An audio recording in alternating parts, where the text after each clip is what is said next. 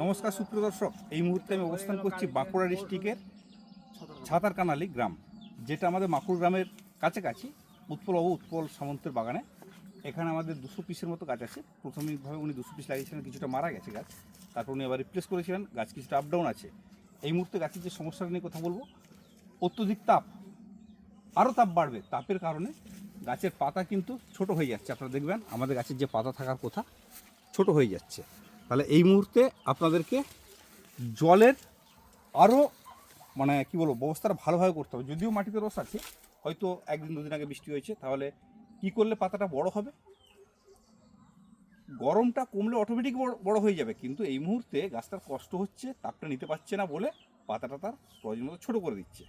সেক্ষেত্রে গোবর সার জমিটাতে আমরা দেবো, তাতে করে জল ধরে রাখবে।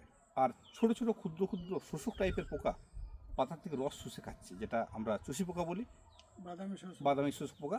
কিন্তু বাদামি শোষক পোকার কোনো ওষুধ দেবো না। আমরা যেমন সপ্তাহে একটা নিম তেল দিতে বলছি, একটু নিম তেলে ব্যবহার করব। কেবলমাত্র গোবর সার ছাড়া এই বাগানটাতে এই মুহূর্তে কিছু আমরা পরিচর্যা করব না। গোবর সারটা দিলেই মাটিতে রস ধরে রাখবে।